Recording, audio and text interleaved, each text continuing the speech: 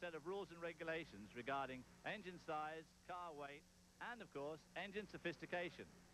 Up to this point in the season, the Dodge team has been running two similar cars, but with very different engine configurations. The one had a 4-cylinder, 4-valve engine. The other had a 4-cylinder, 16-valve engine. Now, in spite of the fact that they're going to have to add 80 pounds of weight to their car, they have decided that to try and clinch that second championship, they're going to go with a slightly smaller displacement, but more sophisticated, more powerful 16-valve engine. There you see the number 4 of Irv Hare in the GTO class. One of 3 battles going on simultaneously around this 2.2-mile Laguna Seca Raceway.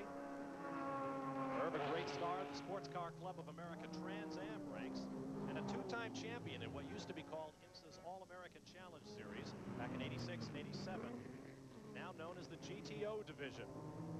In fact, Irv started the year driving in GTS with his Oldsmobile teammates, Darren Brassfield and Paul Gentilozzi.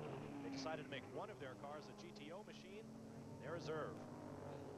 Handily leading the championship, too, going into this race by 10 points from Les Lindley in the Chevrolet Camaro, who he already was duking it out with earlier on. Spun, if we remember, down here at turn 11, got behind, but obviously has grabbed the place back. The Hare brothers, Scott and Irv, come from a racing background. Their dad used to own and enter Indy cars back a long time ago, and they were just little lads. And USAC stock cars. They built their first race car together as a family.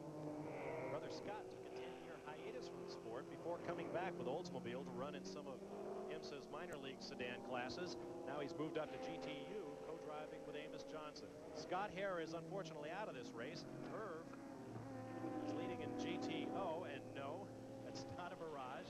That's the very similar looking number 3 Oldsmobile GTS machine. The overall race leader, Paul Gentilozzi. See, the big difference there is that big wing on the back, and under the skin, as I said earlier, lots and lots of differences. The transaxle at the back, and as you pointed out, fuel tank, all the heavy stuff in the middle between the axles, so they get very good weight distribution. I mean, these are just very, very thinly disguised racing cars. This is a full-blooded GTP car under a very supposedly Oldsmobile-looking outside skin. In fact, at the 24 Hours of Daytona that began the season, the futuristic swoopy ground effects prototypes were passed by the GTS cars in many straight-line races. There's the second-place Nissan now, Steve Millen, the pole sitter in this race and the race leader until being passed by Gentilozzi. Steve Millen seems to be losing just a little bit of pace because Jeremy Dale in the number 76 Nissan is catching him up. And as you pointed out, Steve's car is very much more advanced than Jeremy Dale's. There you see them right together. Jeremy Dale's car, much less sophisticated than the 75 car. He is waiting for a similar one, which they're building up for him, but they've got a bit under pressure from the Oldsmobile team. They were surprised, as I said at the beginning of the show, the pressure they were going to get from Oldsmobile and development. They've been developing Steve's car rather more than Jeremy's. However, at this point, with Jeremy leading the championship, at least going into this race, they're going to have to try and quickly get him an equal car to the Paul Gentilozzi Nissan teammates run nose to tail, trying to make up ground on the Oldsmobile. The overall leader is Gentilozzi, followed by Millen and Jeremy Dale, the young Canadian who's driven just about anything with 4 wheels. Right now, he runs third and looking to move up. Okay, so you have thin hair. You can try covering it up with a toupee. You can try some phony snake oil that promises to grow hair, or you can do what over 3 million other people have done. They tried New Generation, the original formula developed in Helsinki, Finland, to give you thicker, fuller-looking hair. Results these customers are delighted with. And in 3 months, I could see the difference in it. It really works. It's bloody terrific. It works. I have found an answer. Now, no over-the-counter product can grow hair or stop hair fallout. But for more than a decade, New Generation has made millions of loyal customers overjoyed with their results. So call for this free brochure now. It explains all about New Generation.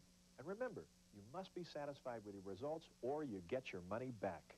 Try getting that from a toupee. Call for your free information now. Call 1-800-544-1000 for your free brochure.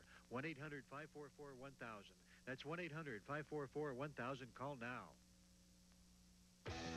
Thursday nights, ESPN sets them up and knocks them down. Knockdown! Knockdown! Knockdown!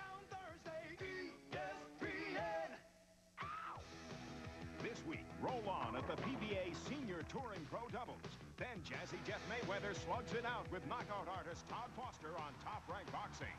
Knockdown Thursday, ESPN. Hey! Back at Laguna Seca, there you see Les Lindley from Anaheim, California, climbing out of his car buried in the sand trap.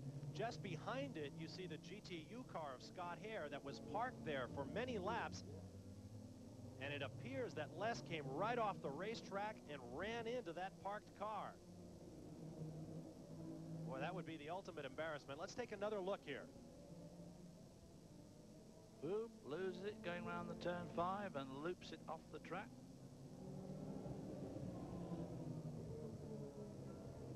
Going at a pretty good clip. There's Scott Hare's car in the background, and boom!